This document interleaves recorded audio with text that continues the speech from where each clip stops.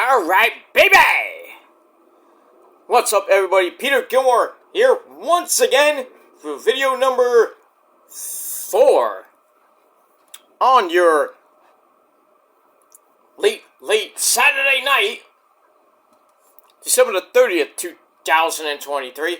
Thank you for watching once again here on the Peter fucking Joseph YouTube wrestling channel, youtube.com/Peter Joseph. Make sure you like the video and subscribe right now to this very channel and my other channels down there inside of my freaking pants, otherwise known as the description box below. We're very close to 500 subs on this channel. I didn't think we were going to get it, but, you know, pretty much as of this video, it is New Year's Eve, so I highly doubt I'm going to get 10 actual subs, or to be real or fake subs, by the time the ball drops, but got close to 500. That's kind of good, but, you know, but not all about subs. Whatever I get, it's good. Would it be real subs or, you know, fake-ass troll accounts that'll be dead anyway, because they'll be gone, so, because they don't use them, so, although the troll and be complete and utter dumbasses, but I digress on that. But for all the people that have subbed late in the last couple days, well, welcome to the party, pal! Hope you enjoy the ride. If not, then why did you even sub? But if you don't like it, get off. I don't need your sub, but thank you for the view if you do watch my videos. But that's neither here nor there. But we're pretty much 10 and 11 away from 500. Should be a nice little milestone going into the as we go into the new year. And I will see what happens with that. Hit over 1250 on the main channel, Kill Demon 669, and you know, pretty much it. You know, status quo on the other channels, but it's fine. I don't give a shit. Like I said, not here to win, win a popularity contest or anything like that. I'm just here to have fun and try to entertain people as best I could. And if not, oh well. You don't have to watch my show, but if you do, well, thank you for the free view and everything else. And that's that. But anyway, so like, share, and subscribe to my channels, and leave a comment if you wish. If you're gonna leave a stupid comment, automatic block, and you don't like it, fuck you, man. And that's that.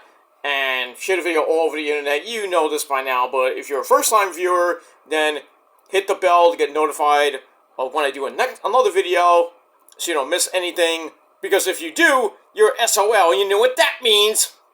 Ha! And that's pretty much it. Alright, ladies and gentlemen. So, if you're new here, welcome.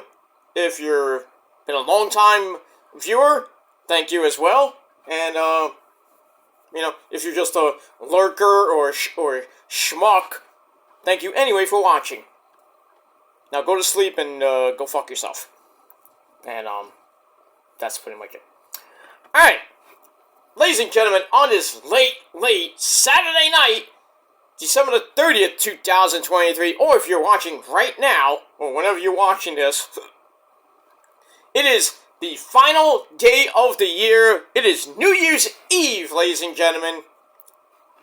We are, as of this video, 12 plus 8, we are 20 hours and 35 minutes and change till 2024. So about 20 and a half hours away from the start of 2024. So it is 1, 2, 3, 1, 2, 3. So 12/31/23. So if you did that 1, 2, 3, 1, 2, 3. So 1, 2, 3, 1, 2, 3, 1, 2, 3, 1, 2, 3 on the chandelier. Okay. That's a stupid song. But anyway. But hopefully everybody, getting ready for New Year's Eve, going out later today, or tomorrow. Well, really it's later today. It's 3:30 in the morning. But you're going out for New Year's Eve, festivities, going out for a nice little lunch, and then coming home, watching some football all the way up until like 11 o'clock, and then Dick Clark's Rockin' Eve, with that schmuck Ryan Seacrest and company, or if you're watching on some other channel, you get to see that stupid ball drop in Times Square. Those idiots are probably there now, or going to be there in the next five to 6 hours, because they get there really early. God bless those stupid idiot people and the tourists that come there. Like a million some odd people in New York City just to look at a stupid ball drop. They stay there from like 6, 7 o'clock in the morning all the way to like 12, 15. Because after the ball drops, the police are like, get out of here, go home! And then you got the idiots who just stay there. Don't leave, and the cops are like, hey, get out of here before we arrest you. Go to the bar, go home and have drunk sex or whatever. Get out of here, go home. We gotta clean up now.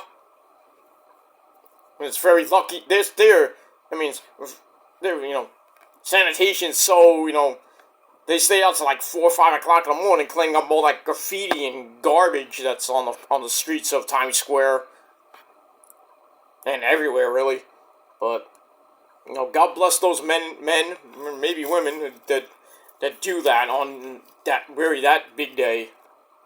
But it is what it is. But we've hit the end of the year, so I will do one more video, after I'm gonna have a little nap, and then probably by noon-ish, probably around the time when the Niners play, I'm going to do a really quick year in review video for wrestling.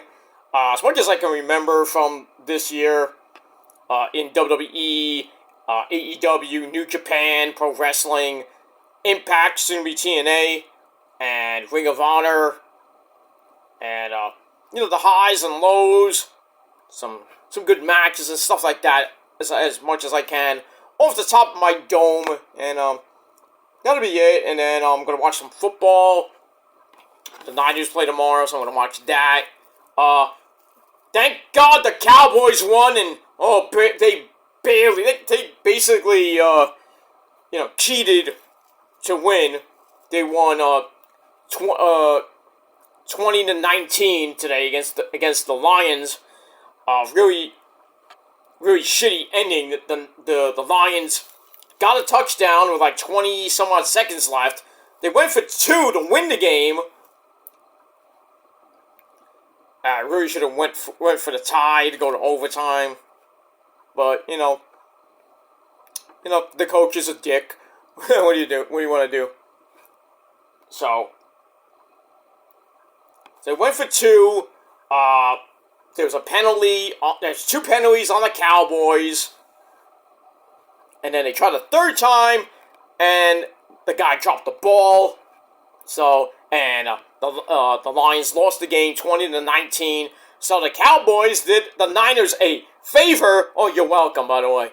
But barely, because there was a penalty on the Lions for, I think, ineligible receiver. Even though there was one guy that reported, the other guy was on the line, or something like that. Referees didn't call it. So the Lions got screwed. What else is new in the NFL? Because the referees are all dumb. So what do you want? What are you gonna do, Lions fans? Just take the loss. Take the loss like a little baby bitch that you are. And maybe, just maybe, if the Niners lose tomorrow, you might still have the number 2 seed. Or maybe the 3 seed, depending on what the Eagles do tomorrow. Hopefully the Eagles lose, that'll be nice. But they're playing Arizona. Easy win. Then a week after that, in New Jersey against the Giants, who stink. I mean, they gave a good run last week, but at the end. And pretty much, what happened with the Niners on Christmas. Just didn't show up. Kind of made it interesting in the end, but Brock Purdy didn't throw 4 interceptions in the first half. Then that game would have been close, much different than what it really was. But but we'll see what happens tomorrow in Washington against the Commanders. should be an easy game, but nothing's ever easy with the Niners, so see how it goes. If the Niners win, then pretty much they have to have the Eagles to lose against Arizona, or they have the Eagles have to lose next week, and I think they're one game up on the line. Right now, they are a half game up on the Lions for the first seed, so if they win, they'll become one full game up on the Lions for the number 1 seed, but if the Eagles win, they'll stay tied with the Eagles, but still have a better conference record. It's complicated, but really, the Eagles have to lose at least one of those last 2 games, but they get an easier road than we do. We got the Commanders, and then we got the Rams in Santa Clara either this coming Saturday or next Sunday. And I really would love that to be a primetime game, but we'll see what happens with that. So, getting down to the nitty-gritty in the NFL and the league where they play for pay. So, the playoffs are about to start in pretty much 2 weeks for some. If they have, depending on who the number 1 seeds are, they get the extra week off. So after next weekend, they don't play for 2 weeks. They play. They would be playing January the 15th, somewhere like after that week, in the division round. So play around the January 20th or 21st game. Then after that is the AFC and NFC title game. Then the Pro Bowl, which is February the 4th, which is the same day as Vengeance Day. Who's going to watch Vengeance? Who's going to watch the Pro Bowl? I'd rather watch Vengeance Day. So then after that, February 11th, Super Bowl 58 in Vegas. And then that's it. No more football until August of next year with preseason. We've got to get through the draft and training camps in July and all that good stuff. Then we'll be talking about football probably by the end of August and the start of the 2024 season. And we'll see what happens with that. Alright, enough about football and sports and all that good shit. But hopefully everybody has a great New Year's Eve coming up later tomorrow. Be safe, be well. If you're going to the bar, don't drink that much. I mean, unless you really want to have that good old-fashioned drunk sex, because that's the best sex in the world. But remember, guys, wrap up that burrito unless you really have good pull-out game. Well, but as we all know, none of you do. But just be safe and be well, and remember who you bang when you take her to the hotel or to your house or you go to her house. Just remember who you wake up with the next day. Just like, oh, who you? What the fuck? And like 2 days later, I'm like, oh yeah, I banged that chick. I don't know her name, but I banged her. Oh well. And then, a couple months later, like, she gives you a call, like, hey, remember me from the club? Yeah, I kind of do. Oh yeah, I'm pregnant. Fuck! You trapped me! Maybe they did, maybe they didn't, but just be safe if you're, you want to get laid tomorrow night. But it is what it is.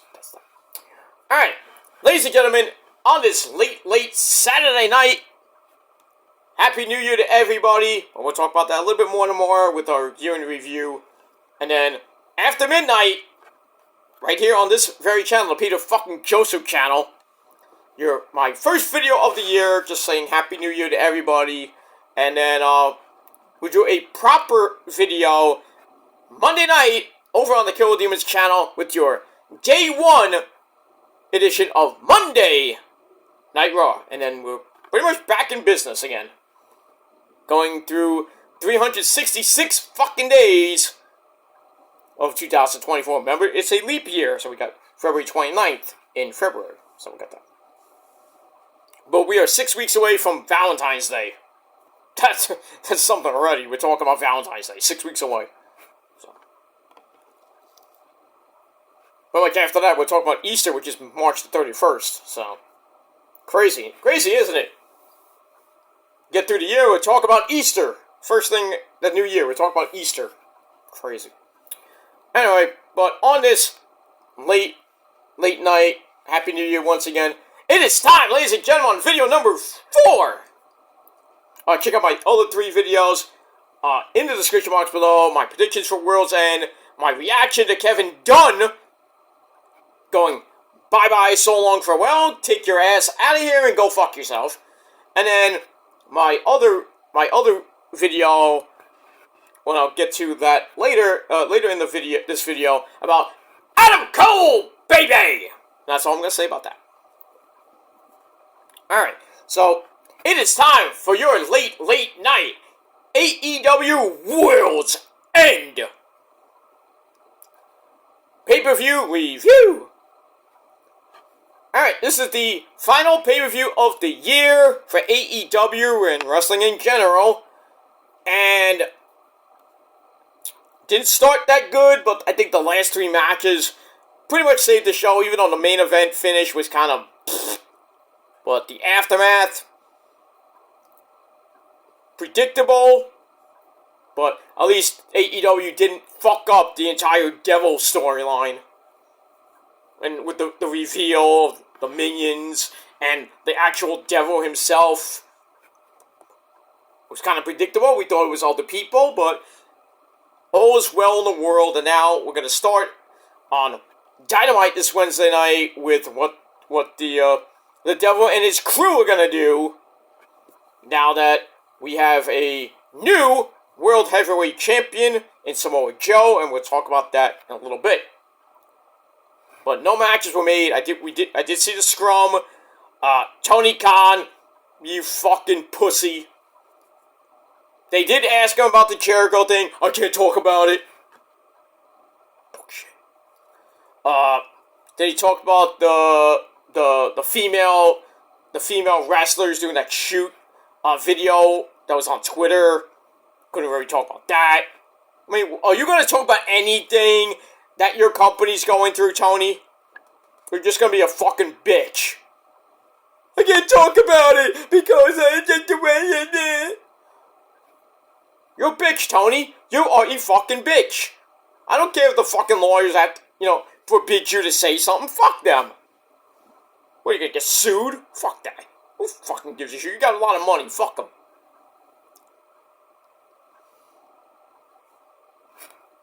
Oh, we got the safest work environment in all of wrestling. Bullshit. Bullshit. If you have the safest wrestling environment, then why did fucking Jericho make a pass at Kylie Ray?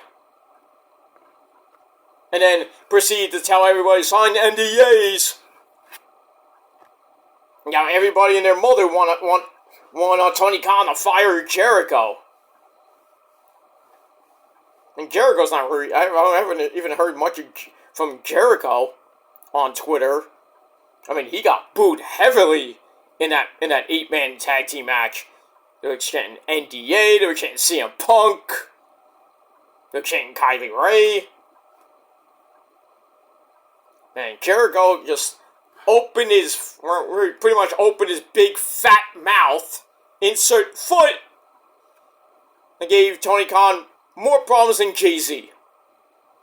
Didn't need it right before a pay-per-view, but it is what it is. And then Tony at the scrum was like, basically, I can't talk about it. I don't want to talk about it. Pussy! And that's it. Alright, but before we get to all the good stuff that did happen on the show, we did have 0 Hour, the pre-show. And, by the way, we are emanating from the Nassau Mausoleum in Uniondale, New York. And our commentary team of the man behind the mask, Excalibur. We got Nigel McGuinness, me love. And a man from Red Hook Brother. Pretty much in his home state. And that is Taz. Brother. Also, we did see my good friend and yours, Tony Baloney Schiavone. So we get to that. Alright, I'm just gonna skim through 0 Hour because I did see the last match, which was Hook and Wheeler Yuta for the FTW title. But we started off with Chris Statlander and Willow Nightingale one-on-one, thanks to Sophie Hathaway on Rampage last night, or the night before, whenever you see this video. This match is boring. I thought this match would be a little bit good. There's some botches. Willow, I think, was trying for the Babe with the Attitude Powerbomb. Couldn't even pick Statlander up and kind of just dropped her. And then they were kind of like confused about what the fuck to do. And then Statlander did some move and like landed on Willow's head. Like, oh, dude.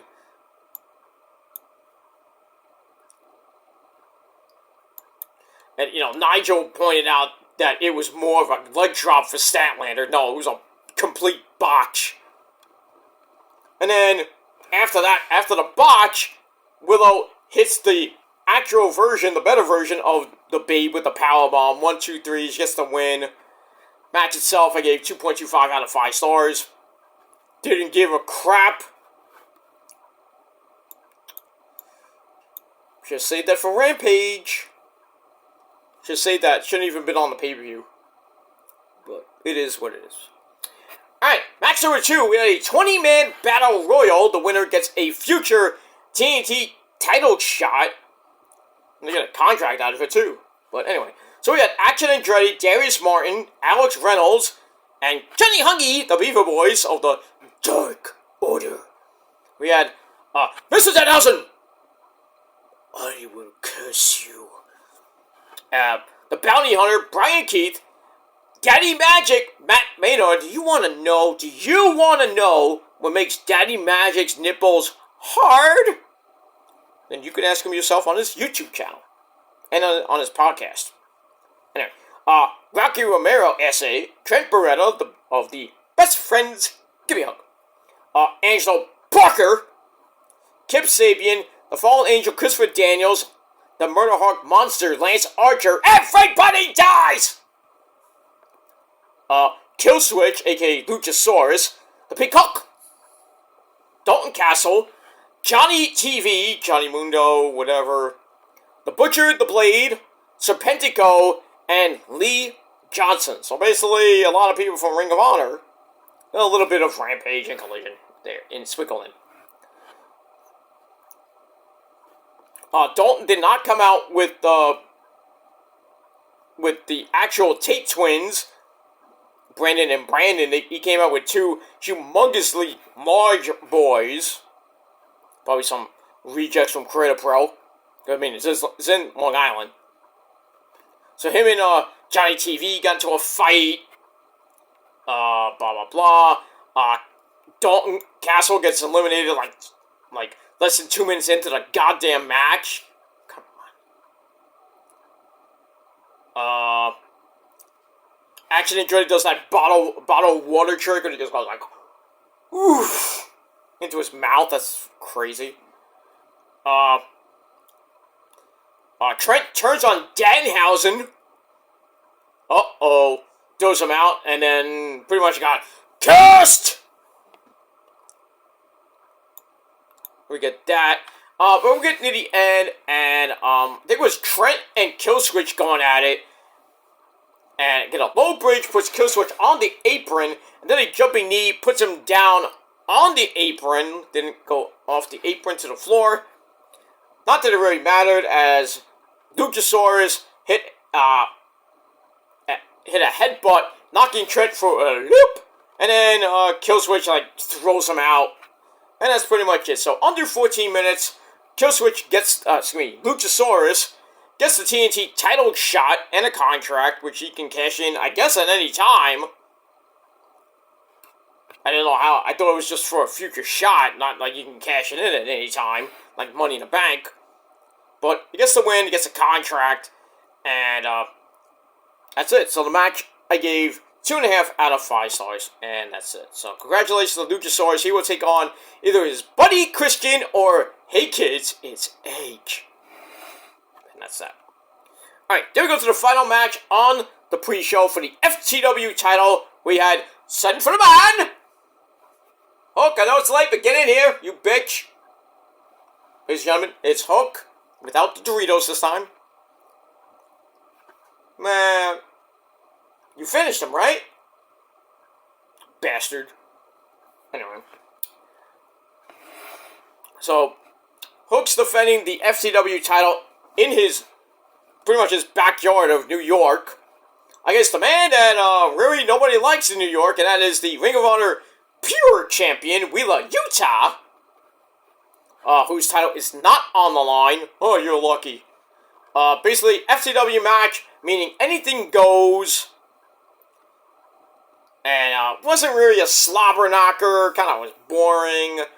Hook jumps Wheeler Yuta to start, grabs a throw only for Wheeler Yuta to get in a kick shot, you bastard. Then it's time to grab some weapons, and Wheeler Yuta takes too long getting the weapons because Wheeler Yuta's the type of guy that takes too long getting things at the supermarket. It takes like 6 hours to get one thing at the supermarket. But only gets kicked out and banned from every supermarket he goes to. But anyway, Yuta takes too long, and then Yuta grabs a suplex on the ramp. Ow! And then he hits Hook with one mean trash can lid shot over the head. Ow. He puts Hook down, but then Wheeler Yuta makes the mistake of starting yelling at Taz. You don't yell at Taz. I know he's retired, but he'll still put you in the Kata Hajime. But I digress. So, Hook comes back with a big-time clothesline. They get back inside the ring. Wheeler Yuta knocks him down. And a running back splash gets a near fall. But Hook comes back, manages another suplex. And then they slug it out in the middle of the ring. And they knock each other down for a double down. And then a T-bone suplex, or a Tazplex, sends Wheeler Yuta into a trash can in the corner. Ow! Get a near fall out of that. Hook goes for Red Rum, that gets broken up, and then Wheeler Yuta DDTs him for a near fall. Hook bails to the floor to catch his breath. Wheeler Yuta grabs a 2x4. Was he Hacksaw Jim Duggan? Ho! Hook pulls out a type of stick. Could have been a lacrosse stick, hockey stick. You know, that's all great in Long Island, because the Islanders suck. By the way, the Rangers won again tonight. They lost in Florida 4-3, but tonight they came out smoking red hot, beat the Tampa Bay Lightning 5-1. So they end the year on a pretty damn good note. I think they have 51 points. Already, 51. The way they're going, they could get to around 100 or more. But I think they're still number one in the league in the Eastern Conference. I think the league itself, too. So, that's pretty damn good. And we'll see what happens in 2024 with the New York Rangers. That's that. Alright. So, Hook pulls out a hockey stick, trying out for the New York Islanders. Nails Wheeler Yuta in the back with it. Hey, that's 2 minutes for slashing and roughing and they go used to the stick. So many penalties in the penalty box. Give a game misconduct. But anyway, so he hits it with that. Then he takes the stick and chokes Wheeler Yuta out with the Red Rum. And Wheeler Yuta does what he does best. Tap out in a little over 10 minutes. So I thought I had Wheeler Yuta to win, Wheeler Yuta to lose, excuse me. I wanted him to lose so bad. Thank you, Hook. Thank you, Hook. You bastard, you.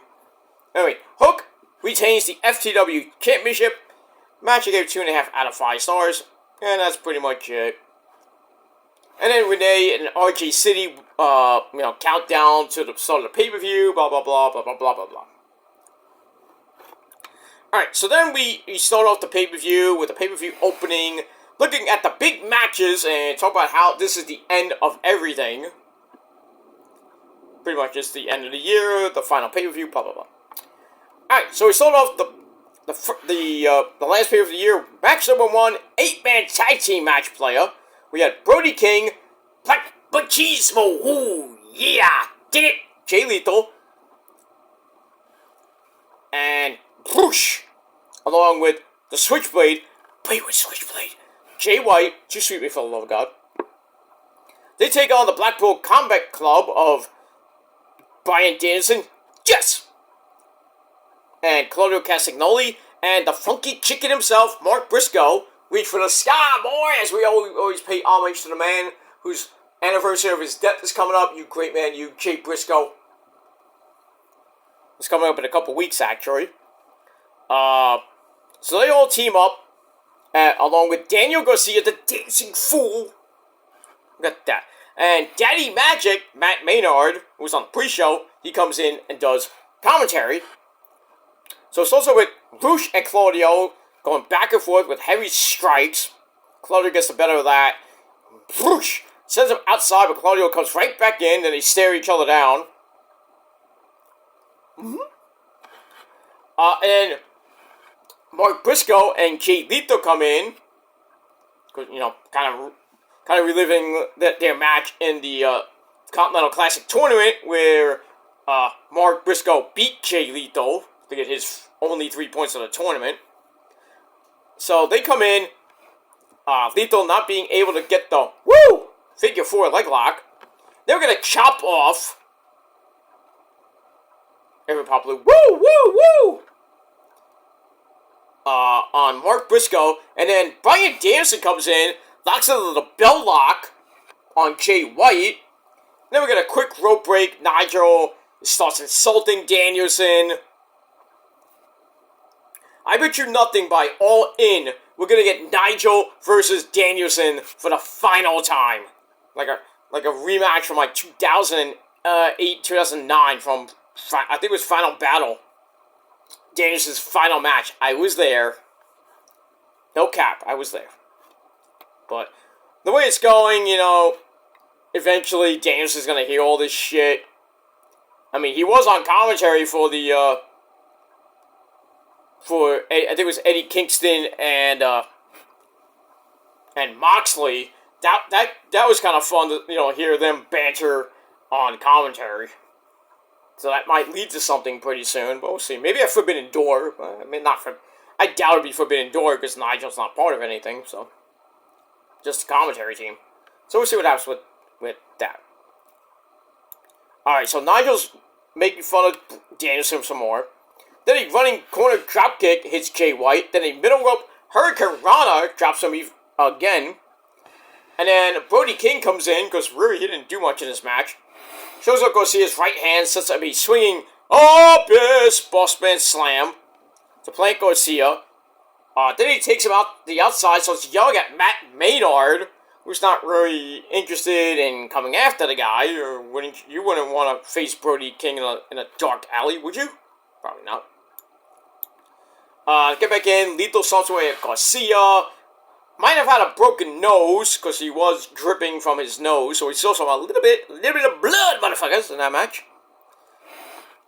Jay White then adds a seated chop. Garcia manages to fight his way out of the corner, gets the hot tag to the funky chicken himself, Mark Briscoe, who cleans house, and then pretty much all 8 men in the ring. The fight heads to the outside. Mark hits the running blockbuster and the bang elbow from the apron, followed by a Fisherman's Buster inside the ring for a near fall on Jay White.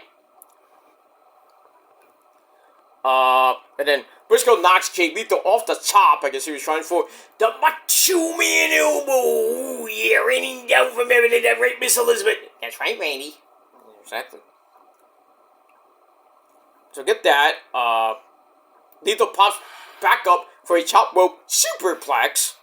And then all 8 men are down again. Claudio starts unloading with Tiger uppercuts on Brody King. And then I don't know how he did it, muscles Brody King up for a pretty damn good suplex. The crowd's like, wow! And then, whoosh! Finally comes back in for the save. Bryan Danielson cuts Roosh off, dropkicks Brody King to cut off Claudio's swing of doom.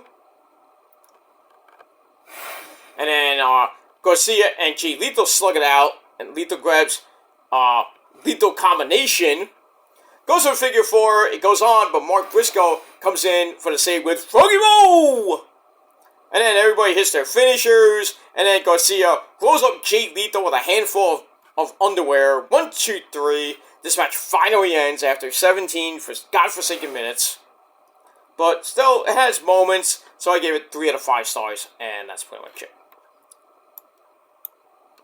Alright, then we're going to recap of Andrade versus Miro.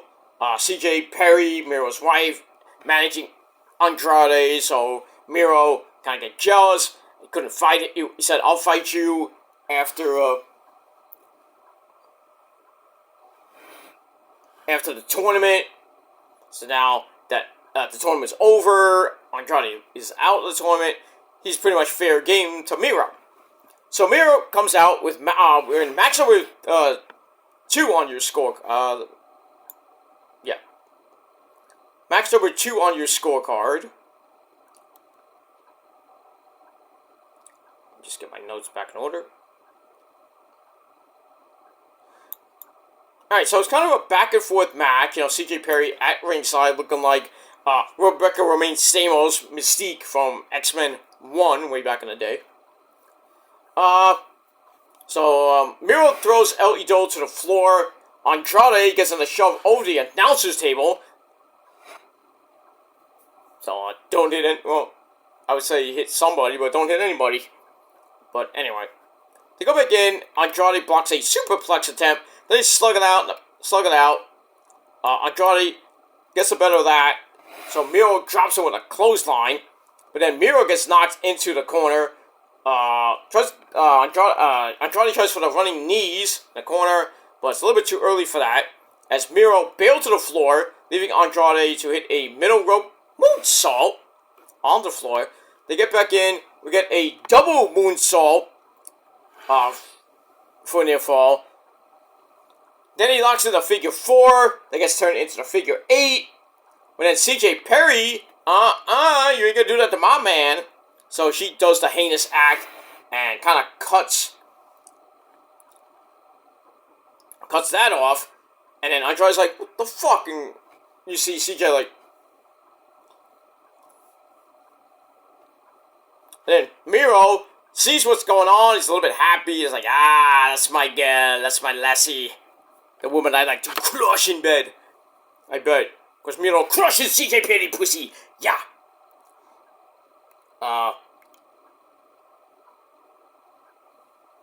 So Miro's all happy to see that. He hits that wicked kick on Andrade right in the face. Then he sets up, game over! And Andrade tapped out in 15 minutes. And that's pretty much it. So Miro gets the win. The match gave 2.5 out of 5 stars. There was reports that Andrade possibly will be going back to the WWE pretty damn soon. But then again, things can change. But it looks like Andrade's going to be out of AEW. Maybe going back for one final run in WWE. I would put him with the LWO. I don't know where you could put him in, which one, Legado or Rey Mysterio's version. But I would put him somewhere, let him cook. Actually, I would have him be with Rey Mysterio's LWO and have Zelina Vega get back with her, her client that she was with in NXT for so long. A little bit on the main roster, too, but not too much. I was doing a pandemic era, but get that. But anyway, Miro gets the win. And I gave the match 2.5 out of 5 stars. And that's that. We move on. Alright, after that, we get a video of how we got to Toni Storm and Leo for the Women's Championship.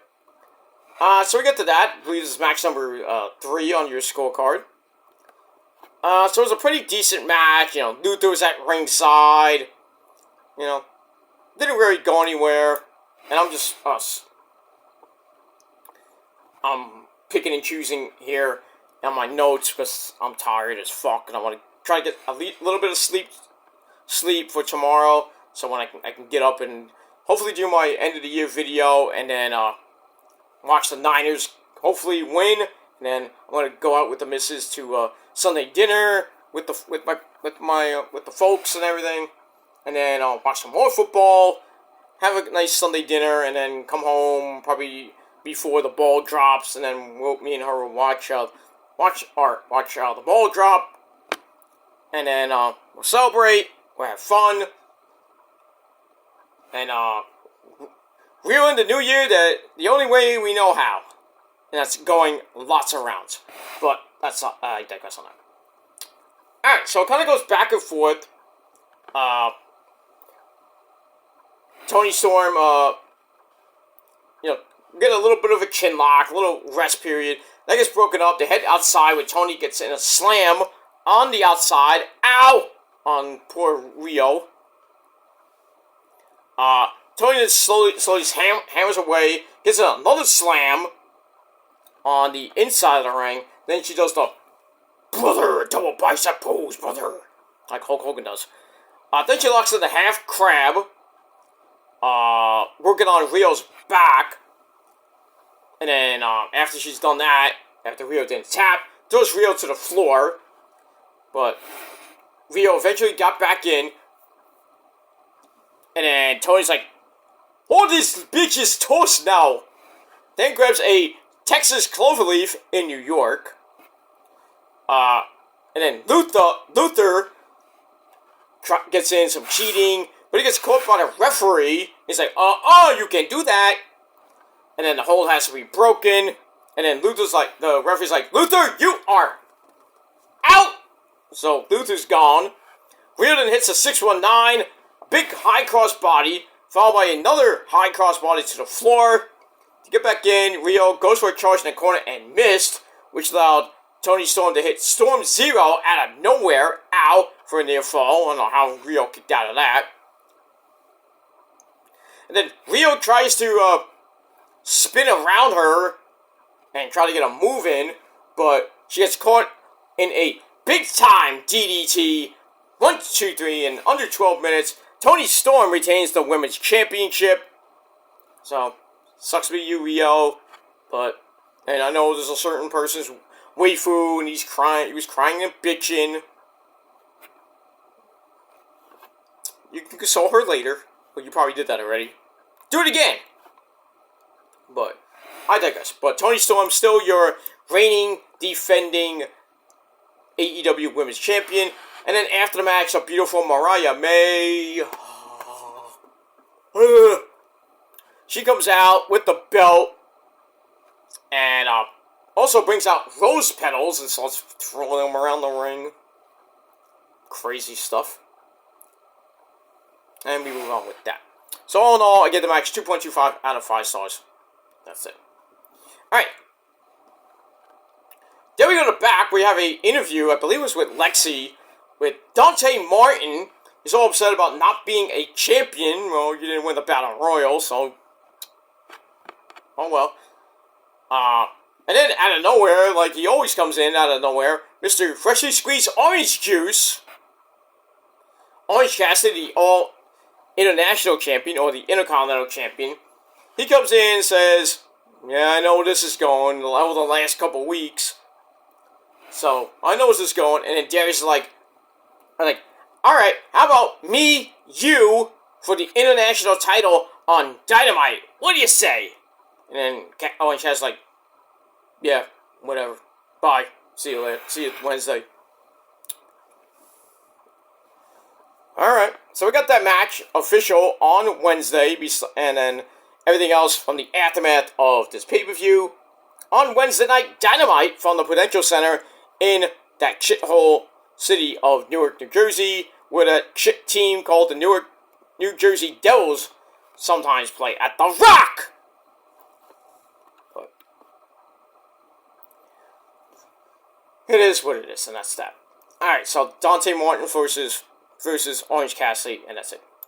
Alright, then we were supposed to get our next match, Swerve Strickland, Swerve when I drive, with my good friend Prince Nana of the Mogul Embassy. We're supposed to take on Keith Lee, but it was a last-minute replacement of Dustin Rhodes, because Keith Lee was not medically cleared to wrestle. I think he was scared. He had a case of a limber tail. But even with Dustin Rhodes, who had a shattered ankle coming into his match, I don't know how he finished the match, but still. Almost a 9.5 minute match. Back and forth they went.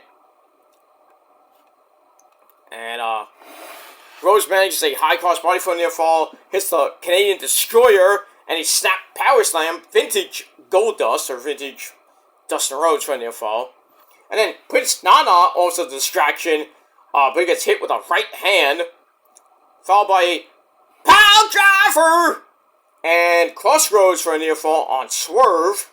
Ooh, Cody gonna be mad using his move, but I think he let him do it. Anyway, they get back up. Swerve hits the downward spiral, which sets up a half crab. Dustin got to the ropes, fires back up again, and then starts flipping Swerve off. Like, fuck you, motherfucker! And that really pissed off Swerve as he hit the house, goes to the house call. Hits that and cuts off Dustin Rhodes' momentum. And then the second one knocked in for a loop. And then Swerve snaps the arm, hits the Swerve Stomp 1, 2, 3 in under 9.5 minutes. Swerve gets the win. And we'll see what happens with that. Match was alright. I gave it 2.5 out of 5 stars. But, you know, hopefully we will see Keith Lee and Swerve. And that's it. Alright, move on. Alright, now I'm going to really paraphrase. Alright, then we go to our next match. The Don Callis family of Powerhouse Will Hobbs and Kensuke Takeshita, or Takeshita. They team up with the AEW Tag Team Champions, Big Cass and Absolute Ricky Starks, as they take on the team of the Sex Gods, Chris Jericho and Sammy Guevara, along with Darby Allin. How you doing? I come from Seattle, and here's my partner. It's Stink! So, wasn't anything to write home about. You know, Jericho, like I said before, was getting booed up the wazoo from the New York crowd. And he knew it too. But he didn't give a shit. But, in any event, getting to the end, Takeshita drops Darby hard. And then does it to Sammy and Darby with a single German suplex that looked nasty. Sting comes back in, grabs a Scorpion Deathlock on Takeshita. Don Callis made the save. That didn't sit well with Mr. Sting. And then there's a little bit of, fooling around, and then Sting gets back on it, grabs the Scorpion Deathlock and locks it on. That gets woken up again, and then Sammy Guevara comes in, the Spanish God, Sammy Guevara. He comes in and starts doing a lot of flippy dippity doos. And then he finishes off Ricky Starks with the Shooting Star Press. 1, 2, 3, under 16 minutes. One half of the AEW Tag Team Champions were pinned. So we'll see what happens with that future title shot that Chris Jericho has. Whenever that match might happen. And we'll see what happens with that. So I gave the match 2.5 out of 5 stars. And that's it. Alright, after that, we go to our next match, back to the women, we go for the TBS title. The beautiful Julia Hart, otherwise known as Maria Brink 2.0, takes on the #1 contender, my girl, right over there, you can see her, and that's Abaddon. Pretty good match. The fans are chanting, "This is spooky," because Abaddon had the face paint, Julia all goth. Both of them look great, but they beat the living crap out of each other for a little bit. 11-minute match. We get a code breaker for a near fall by Abaddon, but Julia pulled her right into Heartless, that submission move. Goes for the ropes. That doesn't really help. Because I think there was no ropes. I think the rules were biting. Abaddon did bite Julia. We gotta bite her! And the ropes don't help, so Abaddon has to crawl out, knock Julia Hart away. And then Sky Black comes out. Sky Blue, Sky Black, whatever you want to call it. Comes out for a cheap shot before she dives underneath the ring. The referee didn't see it, of course. Abaddon goes after her underneath the ring. But that distraction lets Julia drop Abaddon, and then goes up top looking for the moonsault that she's been hitting lately. And she goes for it. She hits it. Even though her knees slammed right in the abdomen. Didn't get all of it. Like she landed on her feet and then dropped her knees on her. But anyway, 1, 2, 3. Julia Hart retains the TBS Championship, as I predicted. But the match, I still gave 2.5 out of 5 stars. And that's it. Alright, then we go to the last 3 matches of the night. Pretty much bangers galore. We got a video recap of Edge and Christian. We see Adam Copeland get attacked by Nick and Shayna Wayne in Montreal, costing them the belt. This is the rematch from that. We found out that Nick Wayne's mom, Shayna, is now the matriarch of that whole group with Luchasaurus, or his character, and Killswitch, Luchasaurus, whatever you want to call him, and looking on, Shayna's the matriarch, and Mr. Christian is the TNT champion. So what are you gonna do? And then we see him burning Edge's pictures of him with him. I thought that was a little bit tasteless, but we'll see what happens with all that. Alright, so it's a no DQ match, so anything goes. They beat the living crap out of each other. We got tables, we got a ladders and chairs. Oh my! Did see a little bit of blood in this match. Edge did get busted open around his eye, and then later near the end of the match, Christian was bleeding like a pig. But they used sticks. Chairs, like I said. But eventually, the distraction lets Adam Copeland grab the impaler on the chair. Ow! Blows up the Gachero, but Nick freaking Wayne hits a low blow in Mr. Edge's huevos, the nuts. And then Christian loads up the spear through the table, but Edge avoided it, and then he puts Christian through the table with his version of the spear, and goes for the cover, but Shayna Wayne breaks it up, and then Nick Wayne hits Adam Copeland with the TNT title, and then he sets up a table and hits Wayne's World, party time, excellent. Hits that. I thought it was gonna go through the table, but he hit it next to the table. And then he hits him again, throws him in the ring. Christian gets a near fall out of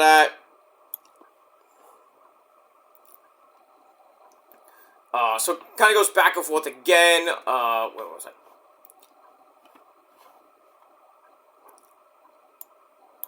Look at that.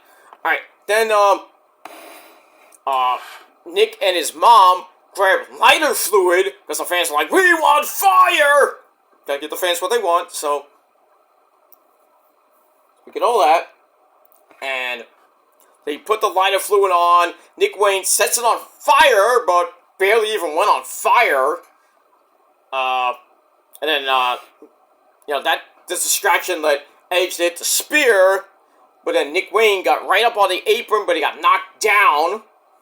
And then Edge goes out, grabs even more lighter fluid, and puts more lighter fluid on the table. Grabs the lighter, sets it ablaze, and it was like, went whoosh. That's how you light a table on fire there, Nick Wayne. And then Edge picks Nick up, looking for a powerbomb through the flaming table, and kind of got like the back part of it.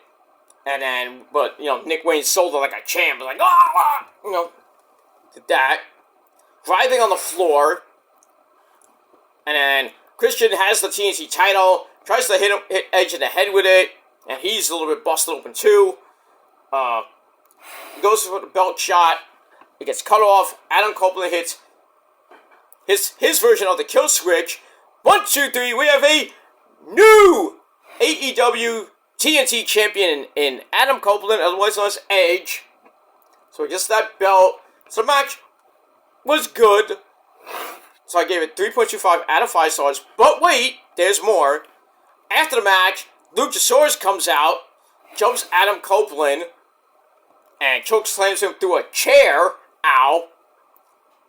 And then he has the contract from earlier in the night. He wants to use it, you know, to get back the belt that really he never lost. He just gave it to Christian, who then lost it, and then regained it. So Christian Cage says, "Hey, I lost the belt. Give me back my title shot. That's my title shot." So Christian's like, "Okay, boss." Gives him the title. We get this match as a continuation. So this lasts like 10 seconds as he hits the spear. 1, 2, 3. So we have another new champion in Christian. So Christian becomes technically a 2, maybe a 3-time champ. And Edge is just heartbroken because he had the belt for 10 fucking seconds. So, you know, it's kind of good that Luchasaurus cashed in right away, because we didn't want this to go on for like 6 months and he doesn't cash in. So we get that. So, you know, Edge gets fucked over again. So he won the belt, then he lost it 10 seconds later. So, you know, probably one of the shortest title reigns in history, in AEW history, I should say. But we got that. And then after, so I didn't rate that second match. I care less about it. If I did have to rate it, I'd probably rate it like 2 out of 5. But anyway, after the match, Doc Samson comes in, a couple other referees come in to check on Adam Copeland. Hopefully he's not seriously hurt. But we'll see what happens with that. And we move on. Alright, after that, we go to the Continental Classic Finals for the Triple Crown Championship, the Ring of Honor Championship, the New Japan Strong Openweight Championship, and the new Continental Championship, which I'm not keen on the design. Kind of looks like a regular belt with just the, you know, I think it's a king's crown in it. You know, doesn't really look my taste, but it is what it is. So we got Eddie Kingston taking on the righty, the vile thing, John Moxley, I should say. This was a slobber knocker. No blood, which was kind of, you know, we were all hoping for Moxley to bleed in this match. But, pretty brutal. Bryan Danielson at ringside, by the way, doing commentary with Nigel, Excalibur, and Taz. So, we get a pile driver, gives Mox a near fall. And then, we stop for some yelling at the referee. You know, because it looked like Kingston was knocked for a loop. So, referee and Mox like arguing. And then Eddie comes back up, drops Moxley to his knees off one big chop. Then they chop it out from their knees, basically. And Daniel's like, I think this is a bad move here. Eddie grabs a suplex. Moxley pops right back up. To grab his banged up knee. That hurt. That's not going to go well. And then Eddie hits the spinning back fist on Moxley, dropping him for basically no count. And Daniel's like, "Why didn't you cover him, you idiot? He was out. What are you doing?" And then takes him in the corner, just like Piston Honda, chops up Doom in the corner. Moxley's in more trouble in multiple corners, and then Eddie sets up a DDT, plants Moxley again. With that, Moxley comes right back with a Gilmore Cutter! Bang! But Eddie comes right back with a spinning back fist. Then he gets dropped with a big-time Lariato. And then Eddie comes right back with a Northern Lights bomb for a near fall. Moxley comes right back with a Bulldog choke, which gets broken up. And then Eddie with another Northern Lights bomb for another near fall. Quick pins in the end of the match. And then another big-time King Kong Lariato by Mox drops Eddie for a near fall, which sends commentary into a story of injuries from clotheslines and shit. if you want to go for that. Then they headbutted out from their knees like rams until Eddie hits a spinning back fist out of nowhere. 1, 2, 3. We have a new Continental Classic champion, the first ever Triple Crown champion in Eddie Kingston. So he retains the Ring of Honor Championship, the New Japan Strong Openweight Championship, and now he is the new Continental Classic champion. So he walks out of Long Island with 3 belts, and well, we won't see him on Wrestle Kingdom because Moxley could have got that shot and possibly came out of that with 4 belts, but he's going in there to win 1 belt. But we'll see what happens with that this coming Thursday with Wrestle Kingdom 18. And that's it. But as far as Eddie Kingston and Moxley, pretty good match. I gave it 3.25 out of 5 stars. And that's pretty much it. After the match, Eddie is presented with the new belt. He does the code of honor with Mox, his best friend. And then Moxley leaves and lets Eddie, pander to the crowd. And fans are going nuts. Really happy for him. I'm happy for Eddie. He's come a long way from the man that we all know and love. And that's that. Alright, then we go to your main event of the evening for the AEW World Heavyweight Championship. We have Samoa Joe taking on the hometown boy, the AEW World Champion himself, Maxwell Jacob Knocker.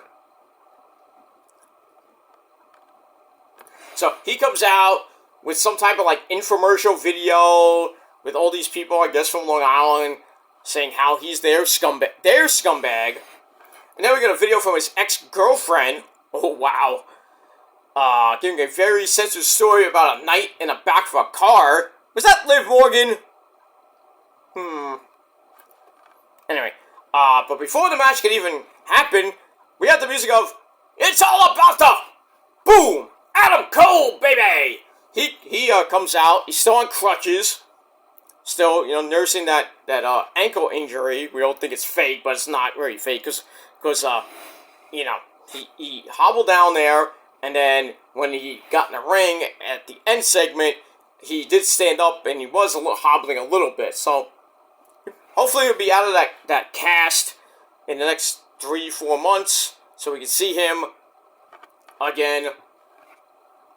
But he'll still do TV, but I think mainly he'll either probably do it in the back or pre-taped or something like that. We'll see what happens with that. And that's it. So Adam Cole's out for moral support. So they kind of go back and forth for most of the match. Fighting on the floor. Joe dropped it with a muscle buster for a near fall. MJ was in a lot of pain. Trying to throw his bad arm over his shoulder, which he couldn't even do. So we get that. So anyway, we get to the end. Joe versus Salt of the Earth into an armbar of his own. MJ makes the ropes right near Mr. Adam Cole, baby. They get back up. The referee Bryce gets bumped, so we have a good old-fashioned ref bump. So MJ's like, "Hey, I meant to do that." And then he hits Joe in his huevos, the balls, on the middle rope, and then he somehow picks him up in a great strength by Mr. Maxwell Jacob Knocker. Picks up the fat fuck of Samoa Joe and hits him with an F5 of all things, and both men are down. MJ goes for the cover, gets a delayed 2 count, and then Joe pulls him into the Kikita clutch right away, and then pretty much MJF was either knocked out or he was still kind of conscious, and I think Bryce saw that he wasn't even moving, not answering him. So we got a new AEW World Heavyweight Champion Samoa Joe in under 18 minutes. Match was pretty good, and that's it. And then after the match, Joe leaves with the belt. Cole gets in the ring, tells MJF to listen to the fans cheering for him. And then the minions start appearing from out of nowhere. They pulled all the way back. We see them like right around the ring. And basically took down MJF, started beating him down. And then a couple of them grabbed Adam Cole. And then, Adam Cole had to drop his crutches. He's on his knees, begging for mercy. And MJF, says, "Don't hit him! Hit me!" So they're about to beat MJ's brains in. Then the lights go out. Sabu! No, Sabu didn't come out. Well, we were like, oh, the devil's gonna come out, right? So we're waiting. Then the lights come back on. The henchmen have let go of Adam Cole, who's now in a chair. And he's, sitting down like this. Then he shakes his head. And he goes, puts his hands through his gorgeous hair. And then the minions unmask, and we see one of them is Roddy! And the other ones are the new Ring of Honor Tag Team Champions, Mike Bennett, the man who punches people in the dick. And I'm Matt Taven, which I called, by the way. And then the other person was Wardlow. I was kind of confused on that, but then I was like, oh yeah, Wardlow did, kind of confront Max in the back and almost took him out. And he's been waiting for Max, as of late. But now that Max doesn't have the belt, well, I guess I don't know what's going to happen with Wardlow. So anyway, so Adam Cole's just like looking at MJF. MJF is crying like a little bitch. And then we get a basic 4-on-1 beatdown. Adam Cole's just looking on. And then he takes the devil mask out of his side pocket, and he just dangles it and just throws it at basically unconscious Max to end the show. So the fans got what they want. At least they didn't get Jungle Boy as the devil, and now he's got his minions, Bennett and Mike Bennett and Matt Taven now running amok in the Ring of Honor Tag Team division. We'll see what happens with that. And then pretty much you got Adam Cole. Like I said, he might not be on TV that much because he's wrestling his really bad ankle injury. But I mean, he did stand up at the end of the show, and he was limping a little bit. So maybe the injury's starting to calm down a little bit. But I think he's still got a couple of months till he can actually get cleared to wrestle again. But we'll just see what happens with all that. Kind of weird to see Wardlow in this thing, but I do see the reasons for the storyline because MJF did him wrong, and then we saw basically throughout the from October up until now, Wardlow's basically bad-mouthing MJF, saying that I will end you, and you're the devil we know, and stuff like that. So we'll see what happens with all that. And on Wednesday Night Dynamite. So that ends the show. So like I said, the match I gave 2.5 out of 5 stars. It could have been a little bit better. Aftermath I gave 4 out of 5 stars for the reveal of Adam Cole and the Kingdom and Wardlow as the Black Minions. I don't know what they're gonna give them an actual name. But that's pretty much it for World's End, the final pay-per-view of the year. And like I said, it started up a little bit slow, it's sluggish, kind of like, I was going to really give it a really bad rating, but the final 3 matches kind of picked it up a little bit, so originally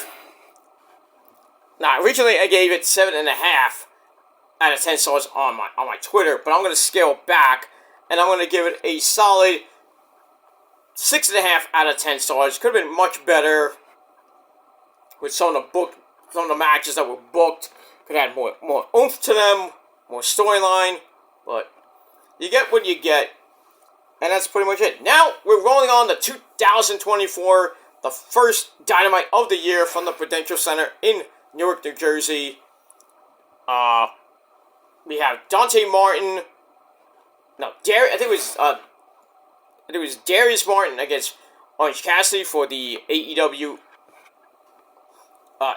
Intercontinental title.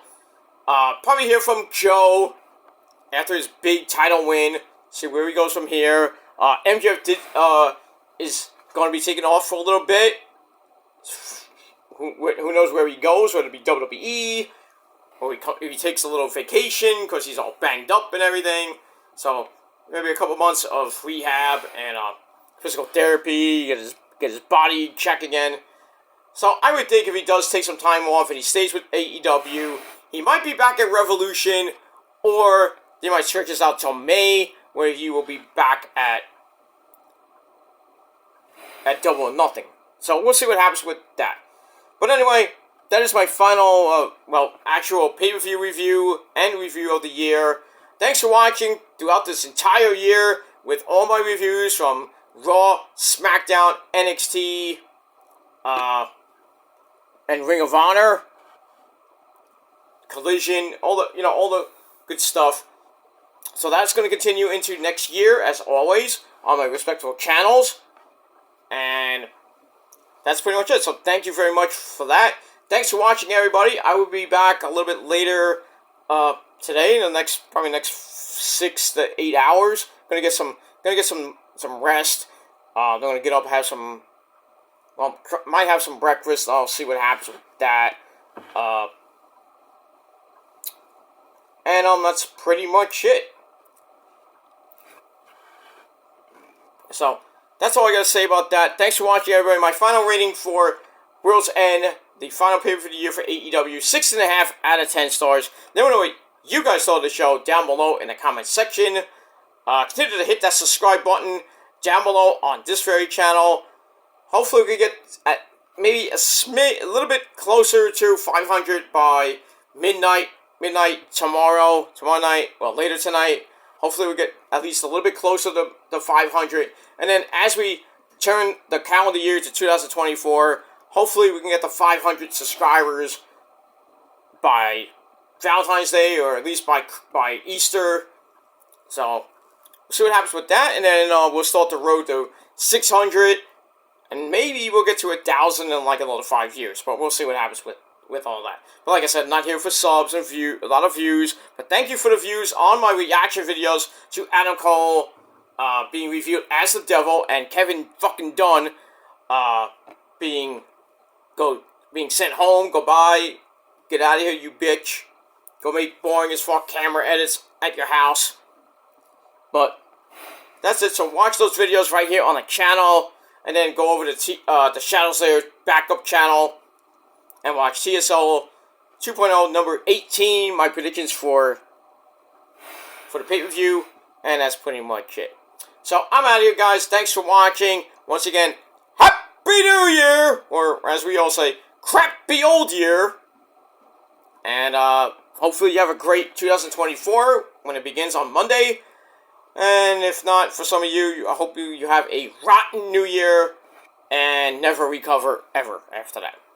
But I had a pretty rough 2023, but I'm going to start 2024 off with a good old-fashioned Gilmore Cutter-like bang, and just strive to be, my own person, and, get my mental health and my anger in check. Try to get my physical health as well in check. I got that colonoscopy on Thursday, which I really don't want to go to, but, it is what it is, guy. I got this big fucking jug. I gotta fill up on, pretty much Tuesday night. Or I could just do it Wednesday. I'm probably gonna do it Wednesday afternoon, because I gotta start drinking it at like 5:15 until probably between 5 and 9. I gotta drink all this crap. I can't eat anything solid. Except the only thing I can have is water, Gatorade, some soda. Well, I'm surprised I can have soda, apple juice. But mainly, if I want anything to eat for like breakfast, lunch, or dinner, I gotta have broth, soup, anything liquid basically, and Jello. So I don't have Jello at the moment, but so I'm probably just gonna have soup all day, which sucks. I only got one big thing of soup, so probably not gonna have. Probably just not gonna have anything for breakfast. I'm just gonna wake up late on Wednesday, and probably about 2-3 o'clock, right before I have to do all this gook, I'm gonna have some I'm gonna have a bowl. Maybe a bowl of soup, and then drink some more water, some soda, or whatever, and then I'm